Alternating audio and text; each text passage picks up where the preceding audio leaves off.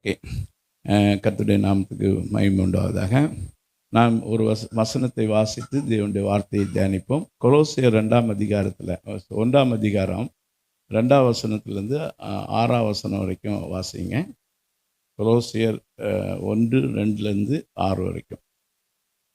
ம் ம் ம் ம்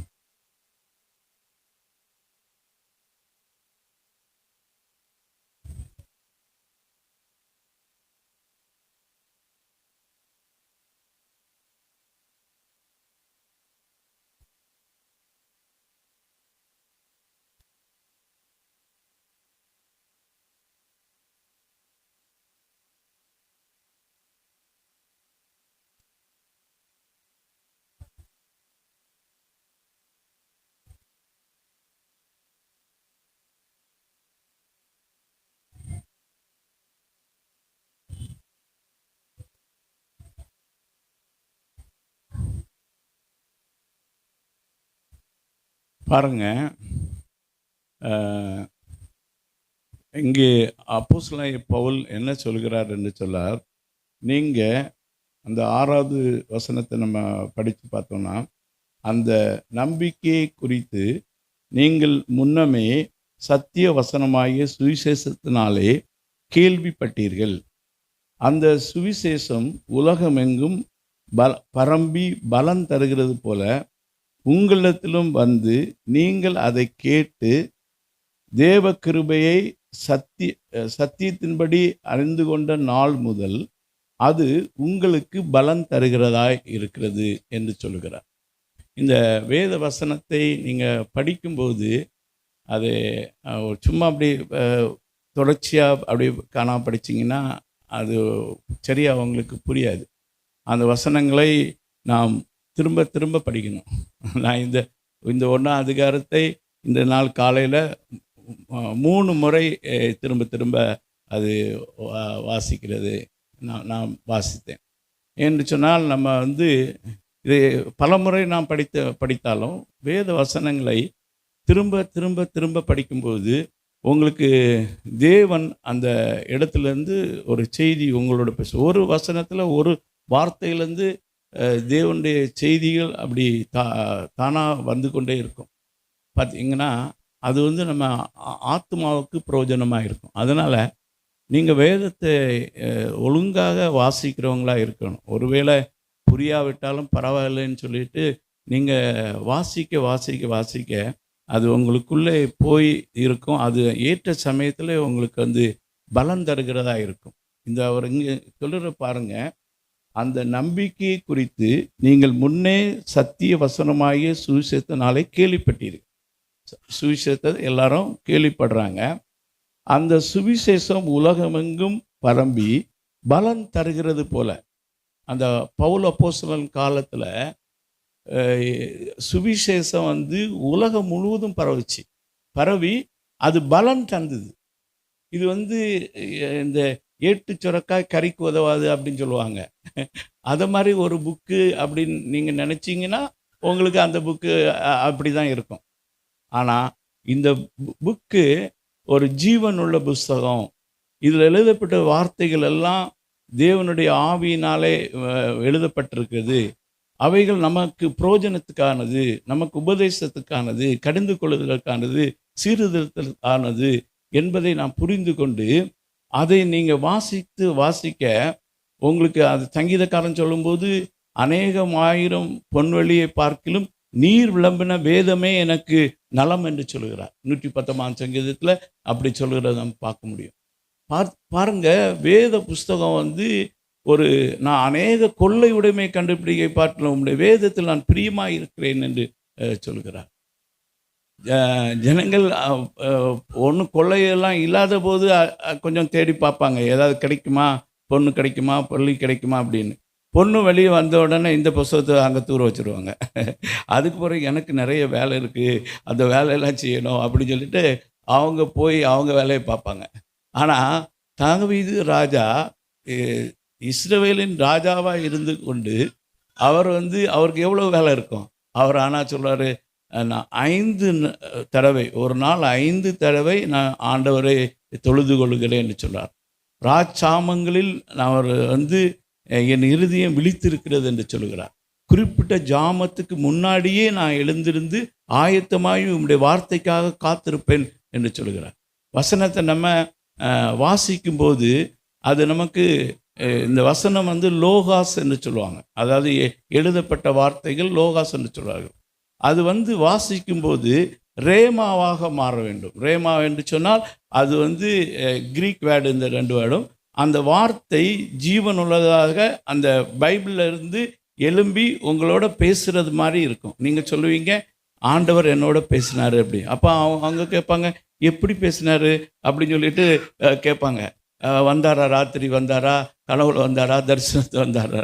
அப்போ நீங்கள் பைபிளை படிச்சுட்டு இருக்கும்போது இந்த வார்த்தை ஏதோ ஒரு வார்த்தை, அது ஒருவேளை வேற ஒரு மனிதனுக்காக சொல்லப்பட்ட வார்த்தையாக கூட இருக்கலாம், வேற ஒருத்தருக்காக சொல்லப்பட்ட வாக்குத்தத்தமாக இருக்கலாம்.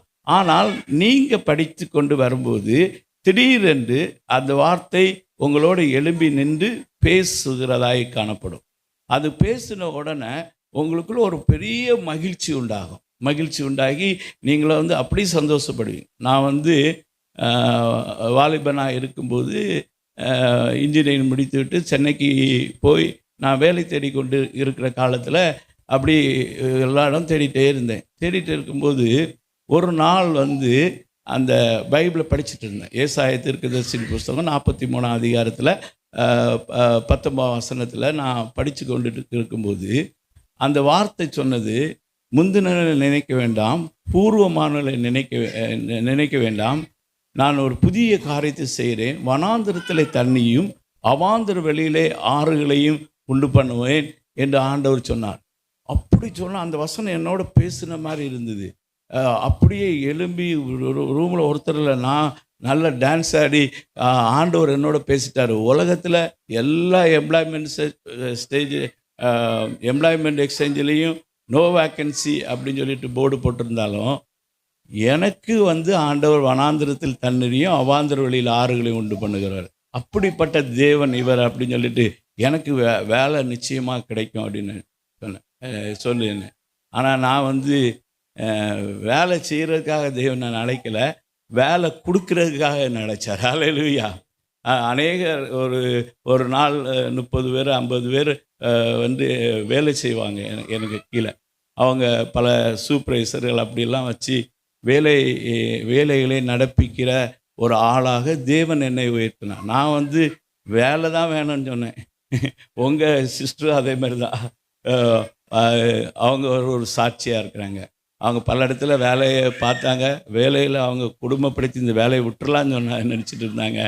அப்போது அவங்களுக்கு ஒரு ஆலோசனை பண்ணோம். நீங்களே இந்த தொழில் எடுத்து ஆரம்பிங்க. அவங்க செய்த போது தேவன் அதை ஆசீர்வதித்து இன்றைக்கி ஒரு 40 சகோதரி 30 பேருக்கு கண்ணீரை போக்கிட்டே இருக்கிறாங்க.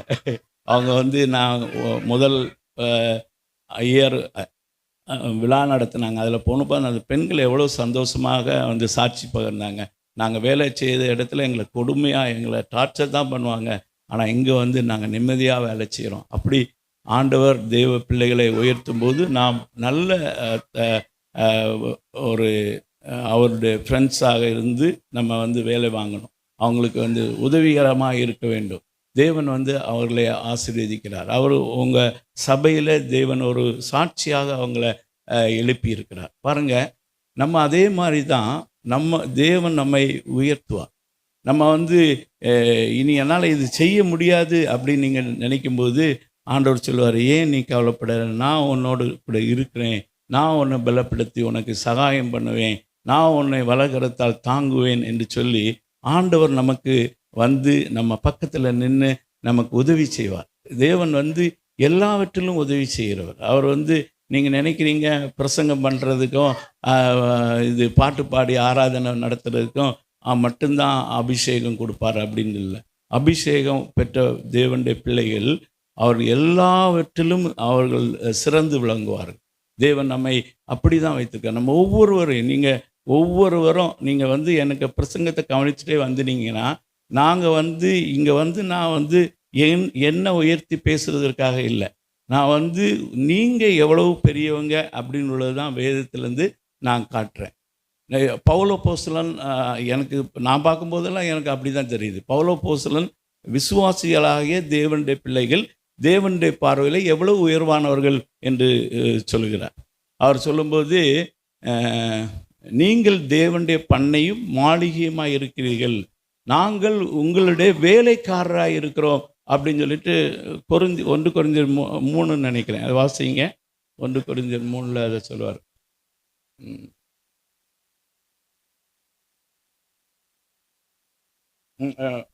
வசனம் சொல்லுங்க, வசனம் சொல்லுங்க. 3வது அதிகாரம் 9 சொல்லுங்க. நாங்கள் தேவனுக்கு உடன் வேலையாட்களாக இருக்கிறோம், தேவனுடைய பண்ணையும் தேவனுடைய மாளிகையுமாக இருக்கிறீர்கள், எனக்கு அளிக்கப்பட்ட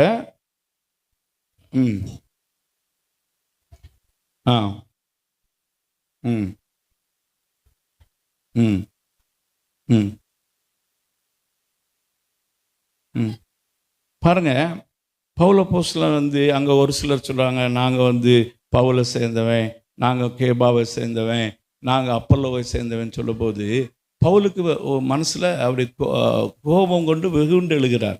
பவுலா உங்களுக்காக மரித்தார், அப்பல்லோவா மரித்தார், பவுல் நட்டு அப்பல்லோ நீர் பாய்ச்சினாலும் விளை செய்கிற 7ஆம் வசனம் படிங்க. நான் நட்டேன் 5ஆம் வசனத்தில் படிங்க.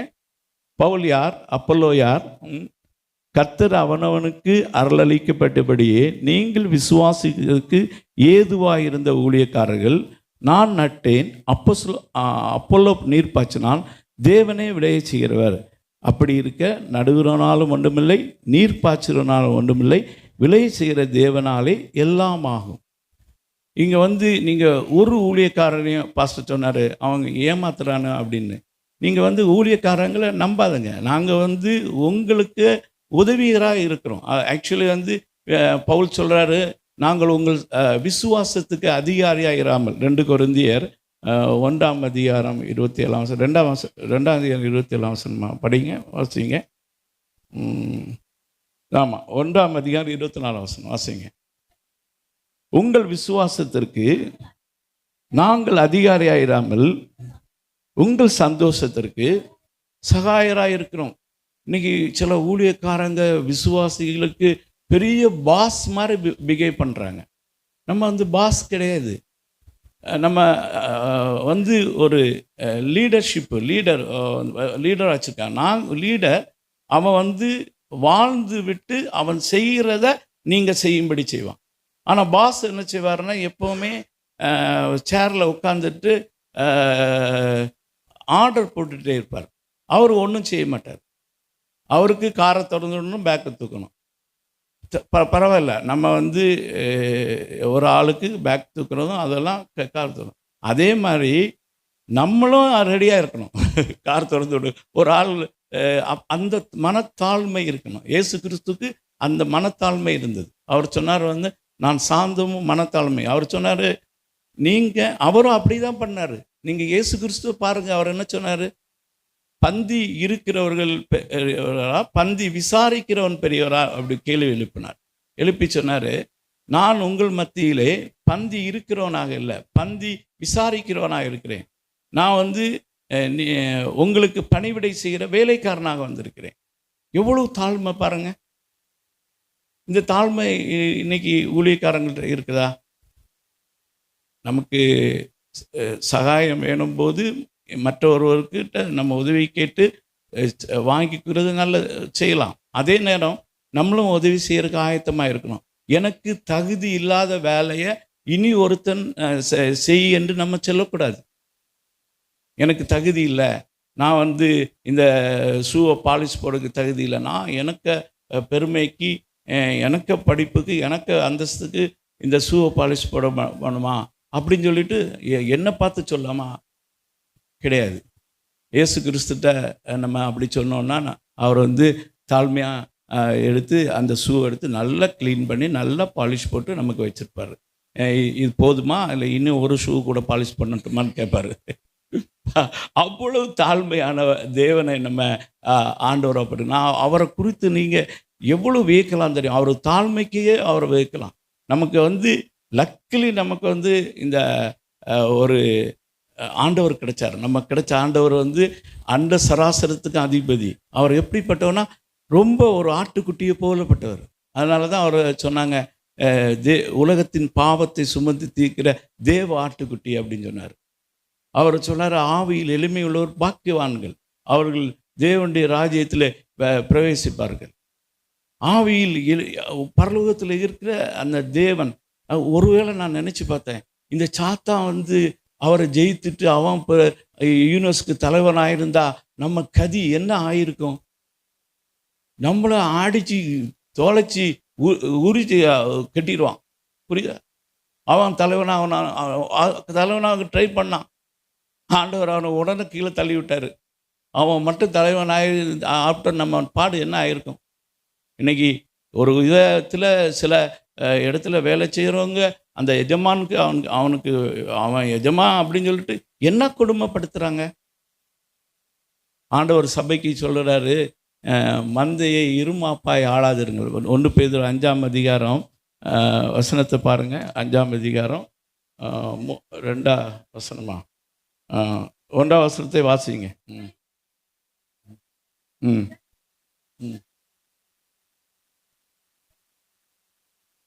ம் ம் ம் ம் ம் ம்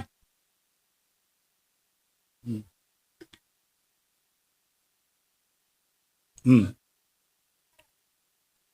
ம் ஒரு ஊழியன் வாழ்க்கை வந்து ஒரு க்ளோஸ்டு புக்காக இருக்கக்கூடாது. அவர் எங்கே போகிறாரு, எங்கே வர்றாரு, எங்கே இருக்கிறாரு, என்ன செய்கிறாரு அப்படின்னு சொல்கிறது வந்து எந்த நேரமும் நம்மளை வந்து ஒரு க்ளோஸ்ட் ரூமில் இருந்தால் அவங்க வந்து யாராவது வந்து பார்க்க வந்தாச்சுன்னா அவங்க கதவு தட்டுனாங்கன்னா நம்ம திறக்கவும் ரெடியாக இருக்கணும். அவங்க என்ன செய்துட்டு இருக்காங்கன்னு அப்படி பார்த்தாங்கன்னா அது திறந்த புஸ்தகமாக இருக்கணும். ஒரு ஒரு ஒரு ப்ரைவேட் அப்படின்னு சொல்லிட்டு ஒன்று ஒரு ஊழியனுடைய வாழ்க்கையில் கிடையாது அப்படி சொல்கிறேன் நான். அது வந்து திறந்த புஸ்தகமாக இருக்க வேண்டும். அதே மாதிரி தான் விசுவாசிகளுக்கும் ஊழியருக்கும் வித்தியாசம் கிடையாது. அவங்க மாதிரியாக இருக்க வேண்டும். இது எனக்கு ப்ரைவேட், இது எனக்கு இது பப்ளிக் அப்படின்னு அப்படி ஒரு லைஃப் கிடையாது. நம்ம வந்து வெளிச்சத்தின் பிள்ளைகள் என்று சொல்லப்பட்டிருக்குது. வேதம் நம்ம வெளிச்சத்தின் பிள்ளைகளுக்கு ஒரு இருளின் கிரியையும் கிடையாது. வாசித்து பாருங்கள். கொலோசியர் 1ஆம் அதிகாரம் 12-13 வாசிங்க. ம் ம் ம் ம் ம் ம் ம் ம் பிதாவை ஸ்தோத்திரிக்கிறோம். பார்த்தீங்களா? அது வெளிச்சத்தின் கிரியை. நம்ம வந்து யாரும் ஒரு நேரத்தில் டக்குன்னு ஃபோன் பண்ணிடலாம். பண்ணி வந்து வீடியோ கால்லே அவங்க கால் பண்ணலாம். இல்லைன்னா வீடியோ ஆன் பண்ணுங்கள், நீங்கள் எங்கே இருக்கிறீங்க அப்படின்னு சொன்னால் நம்ம வந்து இருக்கிற இடத்த காண்பிக்க ஆயத்தமாக இருக்கணும். நம்ம செய்து கொண்டு இருக்க வேலையை ஆயத்தமாக இருக்கும். ஆனால் ஆஃபீஸ்கில் சில காரியங்கள் ரகசியமாக இருக்கும். அதெல்லாம் வந்து சொல்லக்கூடாது. அது சொல்லிக் கொடுக்கணும், நான் அப்படி சொல்லலை. மற்றபடி ரகசியம் காக்க வேண்டியது இருக்குது. இப்போ அரசாங்கத்தில் பதவி ஏற்கும்போது அரசாங்க சில காரியங்களை ரகசியமாக வைக்க வேண்டும். மந்திரிமால்கிட்ட ஓத்து வாங்குவாங்க. அவங்க வந்து உறுதிமொழி கொடுப்பாங்க. அங்கே அரசாங்கத்தில் இருக்கிற காரியங்களை சொல்லக்கூடாது. சரி, எக்ஸாம்பிளுக்கு நான் சொல்கிறேன்னே, ஒரு ஆசிரியர் வந்து இந்த +2 கொஸ்டின் பேப்பரை ப்ரிப்பேர் பண்ணுறான்னு வச்சுக்கங்க. ப்ரிப்பேர் பண்ணுற அவருக்கு வந்து என்ன கொஸ்டின்ஸ் வரும் அப்படின்னு அவருக்கு தெரியும். ஆனால் அவர் வந்து அந்த ரகசியத்தை காக்க வேண்டும். அவர் வந்து ரகசியத்தை வெளியிட்டால் அது குற்றம். அது வந்து குற்றப்படுத்தி அவங்கள அரெஸ்ட் பண்ணிடுவாங்க. அவங்க ஆசிரியர்கள் அந்த மாதிரி ரகசியங்கள் சில சமயம் நம்ம கீப் பண்ண வேண்டியிருக்கும். அந்த காரியங்களை குறித்து நான் பேசவில்லை. நீங்கள் அந்த நிதானமாக அதை எடுத்துக்கொள்ள வேண்டும். ஆனால் மற்ற நம்முடைய லைஃப்பில் வந்து பர்சனல் என்று ஒரு காரியம் இருக்கவே தேவையில்லை. நம்ம வந்து பேச வேண்டும், அதை காண்பிக்க வேண்டும். நம்ம எந்த நண்பர்கிட்ட பேசுகிறோன்னு சொல்லிட்டு அப்பா அம்மாவுக்கு தெரியாமல் ஒரு நண்பர் நமக்கு இருக்கக்கூடாது. நமக்கு ஒரு நண்பி இருக்கக்கூடாது. அப்பா அம்மாவுக்கு தெரியாத ஒரு இடத்துக்கு நம்ம போகக்கூடாது. அது அவங்களுக்கு தெரியும், என் பிள்ளை இந்த இடத்துல இருக்கிறான் அப்படின்னு சொல்லக்கு முடியணும். அப்படி வாழாத வாழ்க்கை நன்றா நீங்கள் பார்த்துக்க, அந்த பிள்ளை ஏதோ ஒரு இருளின் கிரியையில் அகப்பட்டு இருக்கான்னு நீங்கள் வந்து புரிந்து கொள்ளுங்க. பெற்றோர்கள் புரிந்து கொள்ளுங்க. பெற்றோர்கள் பிள்ளைகள் சொல்லுவாங்க, நான் டியூஷன் படிக்க போகிறேன்னு சொல்லுவாங்க. டியூஷனுக்கு அவள்கிட்ட போய் கற்றுக்க போகிறேன்னு சொல்லுவாங்க. ஆனால் அவங்க போய் அங்கே செய்கிற காரியம் உண்மையிலே பாடம் கற்றுக்க மாட்டாங்க. அவங்க வேறு இடத்துக்கு போவாங்க, வேறு காரியங்களை செய்வாங்க. அது நீங்கள் வந்து அந்த சொல்கிற காரியம் உண்மையாக இருக்க வேண்டும். உங்களால் அப்படிப்பட்ட ஒரு திறந்த புஸ்தகமாக முதல்ல ஊழியக்காரன் அப்படி இருக்க வேண்டும். ஊழியக்காரன் அடுத்து நம்ம பெற்றோர்களோட நம்முடைய வாழ்க்கை அப்படி இருக்க வேண்டும். நம்ம வீட்டில் சொல்லிட்டு போவோம், பிள்ளைகள் அதை பார்க்க வேண்டும். பிள்ளைகளுக்கு எங்கள் அப்பா இப்படி இதை செய்கிறார். நீங்கள் செய்கிற தொழில் அவங்களுக்கு தெரிய வேண்டும். அவங்க என்ன எவ்வளோ கஷ்டப்படுகிறார்கள் என்பது பிள்ளைகளை பார்க்க வேண்டும். அப்போ தான் அந்த பிள்ளைகளுக்கு தெரியும், நம்மளும் கஷ்டப்படணும் வாழ்க்கையில். எங்கள் அம்மா அப்பா எவ்வளோ கஷ்டப்பட்டு இந்த பைசாவை சம்பாதிக்கிறாங்க, எப்படி அவங்க நேர்மையாக உழைக்கிறாங்க அப்படின்னு வந்து அவங்களுக்கு தெரிய வேண்டும். பாருங்கள், நம்ம கிறிஸ்தவர்கள் சொல்லுகிறது வந்து உலக மக்களை வேறும் சொல்லுறது அந்தகார கிரியைகளுக்கு நீங்கள் உடன்படாதீர்கள்னு சொல்கிறார். அவர்கள் செய்கிற அந்தகார கிரியைகள், அவங்க வந்து செய்கிறதெல்லாம் ஒளிப்பிடத்தில் செய்வாங்க. ஒரு ஃபோன் வந்தால் ஸ்பீக்கரில் போட்டு வீட்டில் பேசுறது கூட நம்ம ரெடியாக இருக்கணும். அந்த ஃபோனு வந்த உடனே வீட்டை விட்டு வெளியே போகிறது, போய் ரகசியம் பேசுகிறது. நமக்கு ரகசியம் அப்படி என்ன ரகசியம் இருக்குது? ஏதாவது பிஸ்னஸில் பயங்கர ரகசியம் பேசுகிறோமா? அதனால் 10 ரூபா சம்பாதிக்கிறோமா? அது குடும்பத்துக்கு நல்லதா, சமுதாயத்துக்கு நல்லதா? அப்படி கொஞ்சம் யோசித்து பார்க்க வேண்டும். பிள்ளைகள் வந்து செல்ஃபோன் நீங்கள் ஹேண்டில் பண்ணலாம், ஆனால் அந்த ஹேண்டில் பண்ணும்போது வேத ஒழுங்கின்படி ஹேண்டில் பண்ணுங்கள். அதை வந்து என்ன காரியத்தை நீங்கள் செய்கிறீங்க? நாங்கள் படிக்கிறதுக்கு எங்களுக்கு செல்ஃபோன் வாங்கித்தாங்கன்னு சொல்லிட்டு பிள்ளைகள் கேட்டு அடம் பிடிச்சி பெற்றோர்களுக்கு அவங்கள்கிட்ட இருக்க ஃபோனு 2000 ரூபா ஃபோனாக இருக்கும், பிள்ளைக்கு 16,000 ரூபா 17,000 ரூபா ஃபோனை கொடுத்துருக்கோம். அந்த பிள்ளை படிக்கிறதுக்கு அதை உபயோகப்படுத்த நல்ல முறையில் படிக்க உபயோகப்படுத்தலாம். என்ன வேணும்னாலும் கேட்டால் நமக்கு உடனே இன்ஃபர்மேஷன் கிடைக்குது. ஆனால் அதுக்கு தான் நம்ம பயன்படுத்துகிறோமா? அது விளையாட்டுக்கு சில சமயம் சில பிள்ளைகள் இருந்து விளையாடுறாங்க, அவனை கொல்லு, இவனை கொல்லு, அவனை விரட்டு அப்படின்னு சொல்கிறாங்க. அது என்ன விளையாட்டுன்னு எனக்கு தெரியல. இப்படிப்பட்டு விளையாடிட்டே இருந்தாங்கன்னா கடைசியில் நிஜமாக கொலைக்காரனை மாறிடுவாங்க. நீங்கள் அவங்க என்ன பண்ணுறாங்க, என்ன செய்கிறாங்க, என்ன பண்ணுறாங்க? பைபிள் பழைய பாட்டில் ஆண்டவர் சொன்னார், அடங்காத பிள்ளைகள் இருந்தால் அவங்கள வந்து சபைக்கு மூப்பருக்கு தெரிவித்து சந்தியில் கொண்டு வந்து கல்லறிந்து கொல்ல சொன்னார் அவர். அடங்காத பிள்ளைகளை வந்து வீட்டுக்குள்ளே வந்து நம்ம வளர்க்கக்கூடாது. பிள்ளைகள் நமக்கு அடங்க வேண்டும். அந்த சரத்தில் வளர்க்க என்ன செய்தாலும் ஓப்பனாக இருங்க. எல்லாரும் ஓப்பனாக இருங்க. வீட்டில் 4 பேர் இருந்தீங்கன்னா 4 பேரும் ஓப்பனாக இருங்க. ஏதாவது எடுத்துகிட்டு போயிட்டு வந்துட்டு இருப்போம். நம்ம வந்து எந்த இடத்துல வரோம் அந்த கரெக்ட் இடத்த சொல்லுங்கள், ஒன்றும் பிரச்சனை இல்லை. நம்ம வந்து முன்னாடி இடம் பின்னாடி இடத்த சொல்கிறது, அது பிறகு எனக்கு அந்த டிராஃபிக் ஆகிடுச்சு அதனால் லேட் ஆகிடுச்சு அது அப்படின்னு சொல்கிறது, இதெல்லாம் பொய் தானே. நம்ம வெளிச்சத்தின் பிள்ளைகள் அல்லவா? நாம் வெளிச்சத்தின் பிள்ளைகளாய் நடந்து கொள்ள வேண்டும். ஆண்டவரை அப்படி தான் நம்ம தப்பு செய்ய மாட்டாங்க என்று நான் சொல்லலை. நம்ம வந்து பாவியாகவே தான் பிறந்தோம். அதனால் கட்டாயம் பாவம் செய்ய தான் செய்வோம், தப்பு செய்ய தான் செய்வோம். ஒரு தப்பும் செய்யலைன்னு சொல்கிறவன் யார் அப்படின்னு வேதம் சொல்லுதுன்னா, யோவான் 1 யோவான் 1ஆம் அதிகாரத்தை எடுத்து வாசிங்க. அங்கே சொல்லியிருக்கோம், தப்பே நான் செய்யலைங்க அப்படின்னு சொல்கிறோன்னா யார் சொல்லுவா?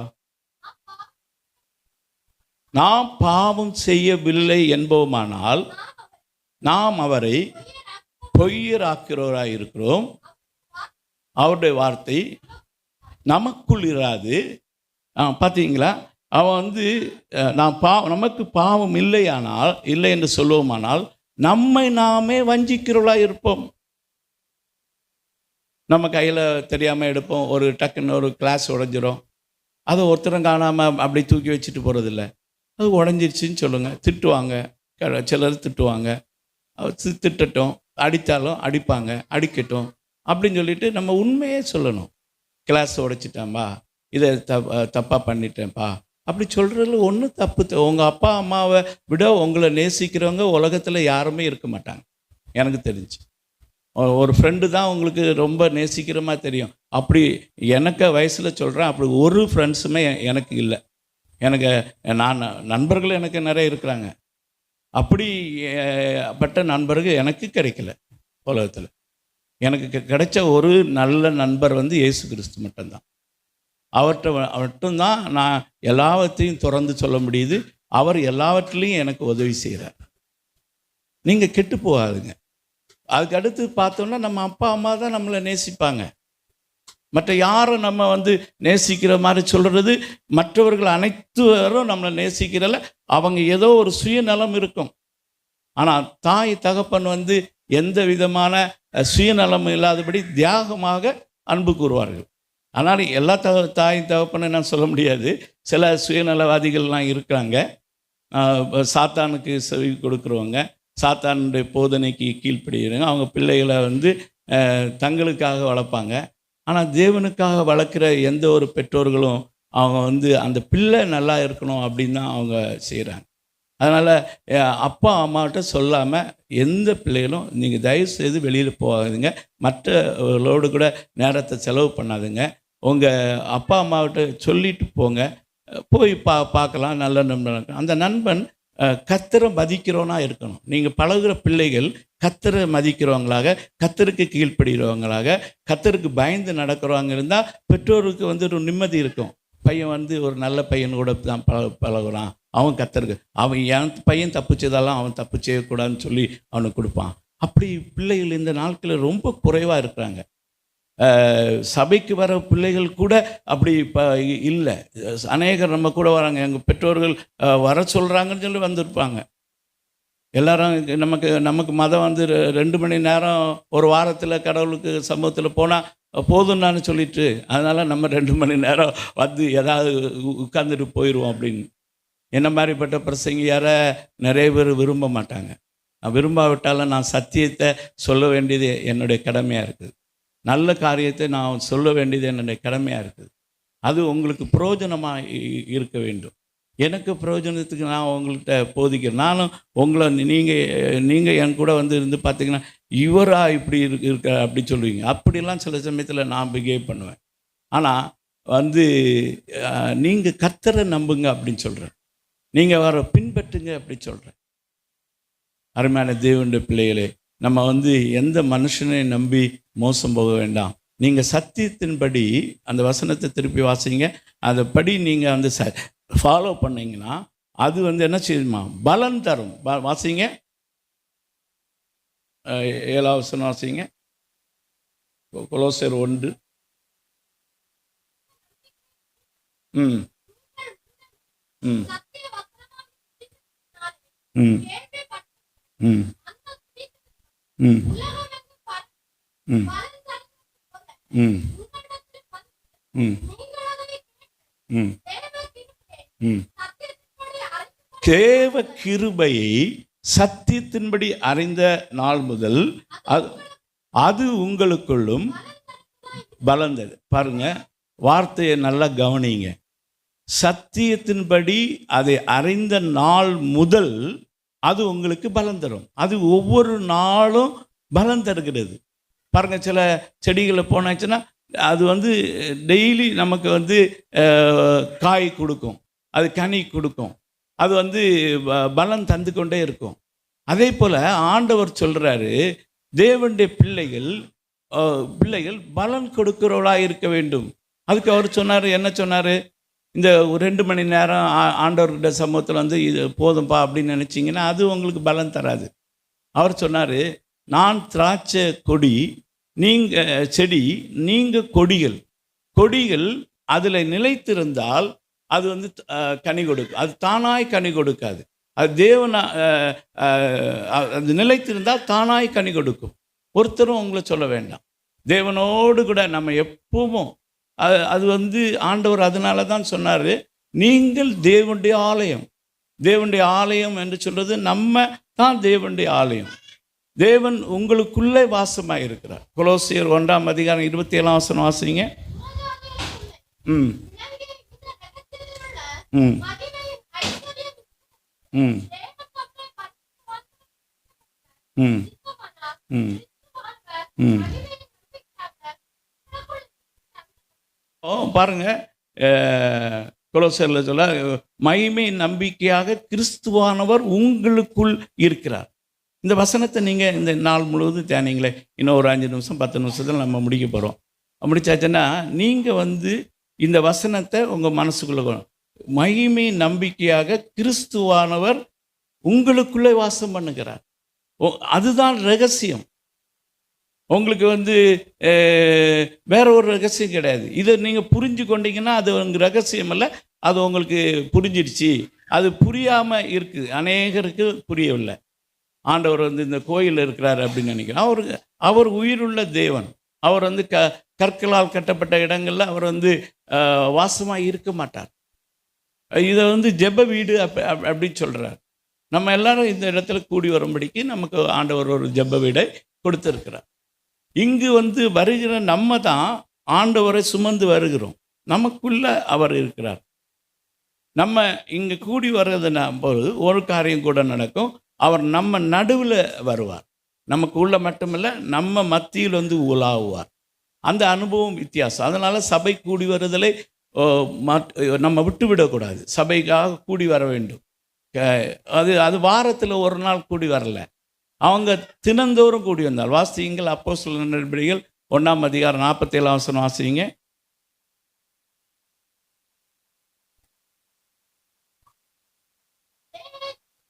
ம் ம் ம் ம் ம் அதுக்கு அவங்க வந்து நாடோறும் அவங்க வந்து தேவாலயத்தில் தரித்து இருந்தாருங்க. தினந்தோறும் அங்கே வந்து சபையில் ரட்சிக்கப்பட்டாங்க. அப்போது நம்ம சபைகள் வந்து இப்படி வாரத்தில் ஒரு நாள் அப்படி சபையாக மாறுறது வந்து, அது வந்து மற்ற மதங்களை போல் ஒரு சரி, நமக்கு வந்து மற்ற நாள் 6 நாள் வேலை இருக்குது, அதனால் கூடி வர முடியாதனால இந்த நாள் கூடி வரும். ஆனால் இன்றைக்கி தான் கூடி வரணும் அப்படின்னு ஒரு சட்டம் ஒன்றும் கிடையாது. உங்களுக்கு சமயம் கிடைக்கும் போதெல்லாம் இந்த ஜெப வீட்டுக்கு நீங்கள் வர வேண்டும்.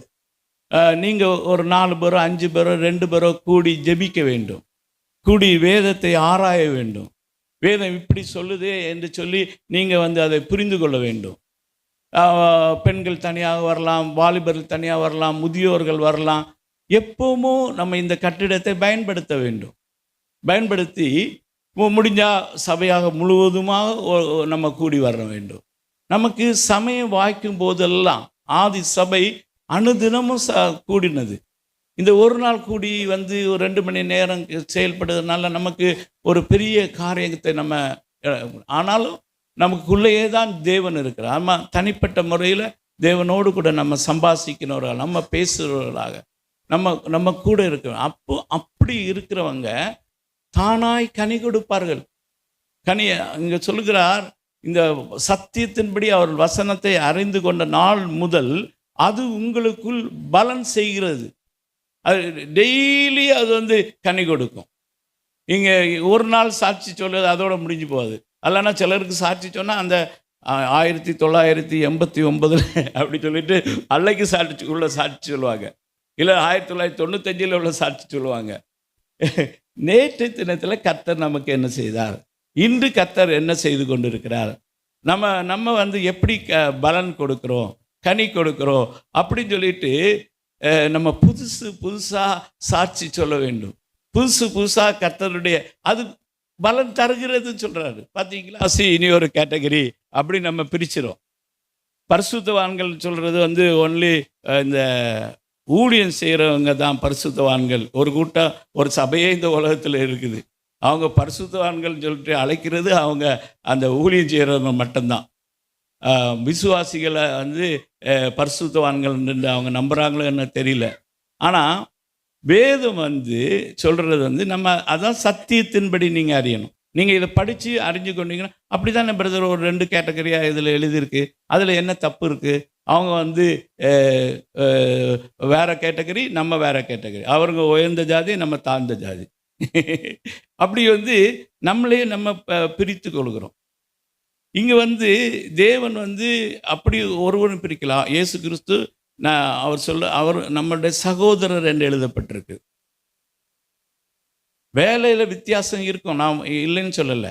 வேலையில் வித்தியாசம் உண்டு.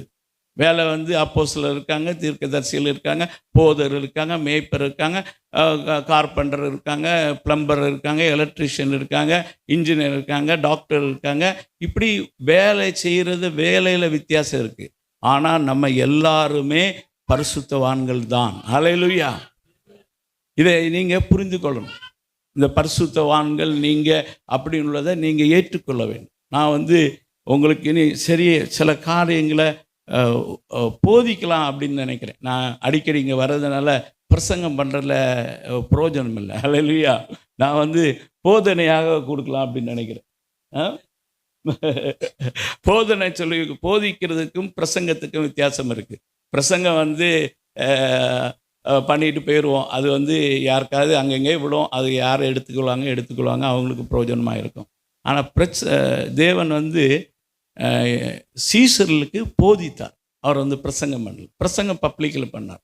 போதனை சொல்கிறது நமக்கு டியூஷன் வாத்தியார் மாதிரி பாடத்தை படிக்க வச்சு அதை அதில் டெஸ்ட் வச்சு அதில் நீங்கள் புரிஞ்சிருக்கிறாங்கன்னு பார்த்து அது உங்களுக்குள்ளே போயிடுச்சா அப்படின்னு சொல்லிட்டு அதை தெளிவாக அதை உங்களுக்கு எடுத்து சொல்கிறது. ஆமாம், ஸ்டடி பண்ணுறது. நீங்களும் அதை பைபிளை புரட்டணும், படிக்கணும். அப்போ தான் அதுக்கு பின்னாடி நீங்கள் வர முடியும். நான் இன்றைக்கி ஒரு வசனம் மட்டும் இந்த பரிசுத்தவானை பற்றி சொல்கிறேன். அடுத்த வர தருணம் கிடைக்கும்போது நம்ம எல்லாரும் பரிசுத்தவான்கள் அப்படின்னு உள்ளதை முதல்ல நீங்கள் ஏற்றுக்கொள்ளணும். அப்படி ஏற்றுக்கொள்ள முடியாமல் இருந்தால் நீங்கள் தனியாக கேள்வியில் கேட்கலாம். எப்படிங்க நாங்கள் பரிசுத்தவான் அப்படின்னு கேட்கலாம். கேட்கும்போது அதுக்கு தெளிவான விளக்கங்கள் வேத வசனத்திலிருந்து நாங்கள் உங்களுக்கு சொல்லுவோம்.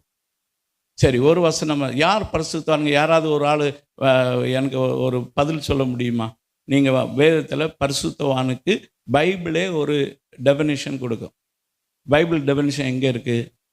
நான் இந்த சபையில் பிரசங்கித்தான் நான் சொல்லியிருப்பேன், ஏற்கனவே அதை சொல்லியிருப்பேன். ஆனால் நீங்கள் ஞாபகம் இருக்கா தெரியல. தெரிஞ்ச யாராவது ஒருத்தர் கையை வைத்துங்க பார்க்கலாம். பைபிள் எப்படி நான் சொல்கிறேன்னா, விசுவாசம் அப்படின்னு சொன்னால் என்னது அப்படின்னு கேட்டால் எபிரேயரில் அதுக்கு டெஃபினிஷன் இருக்கும். அதே மாதிரி பைபிள் சில காரியங்களுக்கு அதுவே தன்னிலை விளக்கம் கொடுக்கும். சரி, அப்படி யார் பரிசுத்தவான் அப்படின்னு சொல்லிட்ட விளக்கம் யாராவது சொல்லுங்கள் பார்க்கலாம். அப்படி ஒரு வசனம் இருக்குது, அந்த வசனத்தை உங்களுக்கு சொல்ல முடியுமா? சொல்லுங்கள் பார்க்கலாம், தெரிஞ்சவங்க.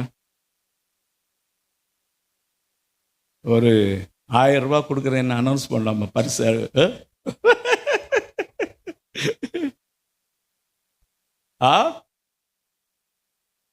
11:1 விசுவாசத்தை குறித்து பேசுகிறது பிரதர். அதை ஒரு மாடலாக சொன்னேன். மாடலாக அதே மாதிரி பரிசுத்தவான் யார் என்று சொல்லி பைபிள் ஒரு டெஃபினிஷன் சொல்லும். இனி அடுத்த இனி வர நாட்களில் நீங்கள் நோட்டு கொண்டு வாங்க, எழுதுங்க. முதல்ல எழுதுனாலும் திருப்பி பார்க்க மாட்டோம் நம்ம, அப்படிப்பட்ட ஆளுகள். ஆனாலும் முதல்ல எழுதி வைங்க. அது என்னைக்காவது ஒரு நாளாவது அதை திருப்பி பார்க்கும்போது உங்களுக்கு அது புரியும். அது எழுதும். எழுதுறது மெயினாக இருதயத்தில் எழுத ரொம்ப நல்லது. ஆனால் நம்ம எழுதுனா அது மறந்து போகுது. அதனால் முதல்ல நோட்டு பென்சிலோட வாங்க. சர்ச்சுக்கு வரும்போது கற்றுக்கொள்ள வர்றது மாதிரி வாருங்க. அந்த வசனங்களை எழுதுங்க. கர்த்தரை ஏற்றுக்கொண்டவர்கள் விசுவாசிகள் அதெல்லாம் அவங்க பரிசுத்தவான்கள் தான், அது ஒன்றும் டவுட் இல்லை. ஒரு பரிசுத்தவான் சொல்கிறது ஒரு வசனம் இருக்குது, அந்த வசனத்தோட ஏற்றுக்கொண்டவர்கள் நீங்கள் ஏற்றுக்கொண்டவர்கள் பரிசுத்தவான்கள் தான். அது ஒன்றும் நம்ம அதை தான் விளக்கணும். அது இப்போ விளக்க வேண்டியதை பாஸ்டர் விளக்கிட்டு இருக்காரு. அந்த வசனத்தை நான் சொல்ல சரி, டைம் போயிட்டே இருக்கு, நல்லா சொல்கிறேன். ஏசாயா தீர்க்கதரிசியின் புஸ்தகம், இதை எல்லாருமே பதியற்பாட்டில் தான் தேடுவீங்க. அது பழைய ஏற்பாட்டில் அந்த வசனம் இருக்குது. 4ஆம் அதிகாரம் 4வது. இது ரொம்ப ஈஸியாக ஞாபகம் வச்சுக்கலாம். 4:4 அப்படின்னு சொல்லிட்டு உள்ளது அந்த ஈஸியாக ஞாபகம் வச்சுக்கலாம். நீங்கள் எழுத மட்டும் எழுதுங்க, அது வாசிங்க.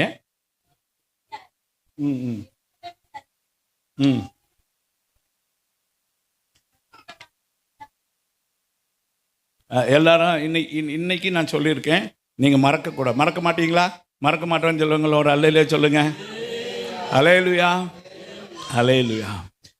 இந்த வசனத்தை நோட் பண்ணி வச்சிருங்க. பரிசுத்தவான்கள் சீயோனுக்கு அப்போ இந்த வசனம் பாஸ்டர் சொன்ன மாதிரி அவரை ஏற்றுக்கொண்டவர்கள் பரிசுத்தவான்கள்னு சொல்லுது.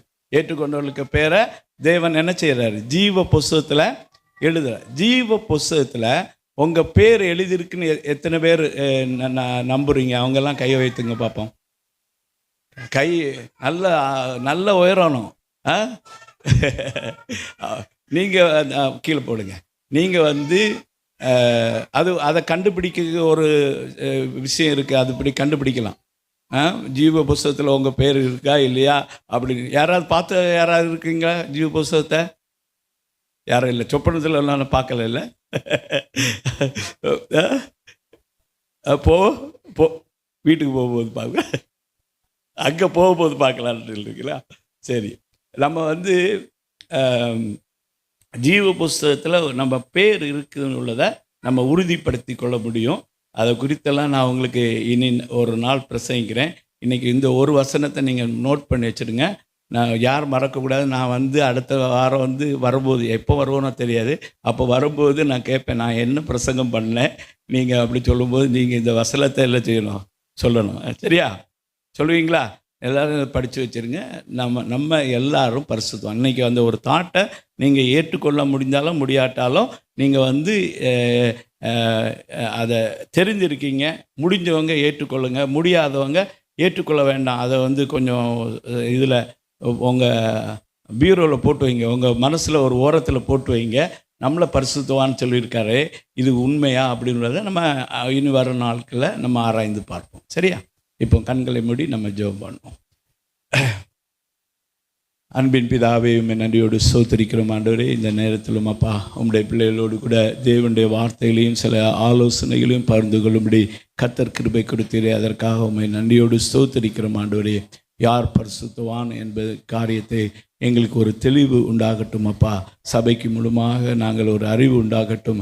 நாங்கள் ஆண்டவரே உம்முடைய சீயோனுக்கென்று பேர் எழுதப்பட்டவர்கள் எல்லாரும் பரிசுத்தவான்கள் தான் என்பதை அறிந்து கொள்ளக்கூடிய பிரகாசமான மனக்கண்களை நீர் எங்களுக்கு தர வேண்டும் என்று ஜெபிக்கிறோம் அப்பா. இந்த பிள்ளைகள் எல்லாரும் ஆண்டவரே வேத வசனத்தில் தேர வேண்டும் என்று ஜெபிக்கிறோம் ஆண்டவரே. ஹல்லேலூயா.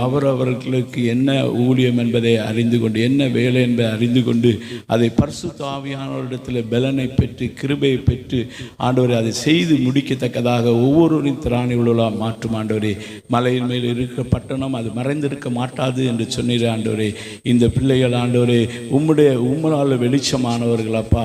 நீங்கள் உலகத்துக்கு வெளிச்சமாக இருக்கிறீர்கள், உலகத்துக்கு உப்பாக இருக்கிறீர்கள் என்று நீர் எங்களுக்கு சொல்லியிருக்கிற ஆண்டவரே. இவர்கள் இந்த தேசம் முழுவதும் வெளிச்சமாக இருந்து இங்கிருந்து அந்த ஒளியானது புறப்பட்டு போய் அநேகரை சந்திக்கத்தக்கதாக தேவன் கிருபை செய்ய வேண்டும் என்று ஜெபிக்கிறோம். துதி கனமகிமை எல்லாம் உமக்கே செலுத்துகிறோம். இயேசு கிறிஸ்துவின் நாம் ஜெபிக்கிறோம் பிதாவே, ஆமென்.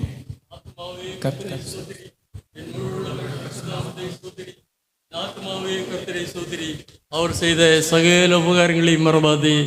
ஆமென். கர்த்தரும்